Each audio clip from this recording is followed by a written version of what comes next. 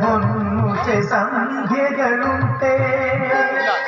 ನಿನ್ನೀ ತ್ರಿವೇಣಿಯೊಳ್ ಮುಳುಗಿವಿಯದ ಹೊನ್ನುಚೆ ಸಂಧ್ಯೆಗಳುಂಟೆ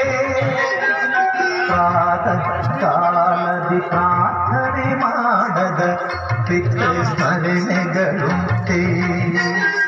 ಪಂಪೆ ಅಂಬೆ ಪಾವನ ಬೀಜದ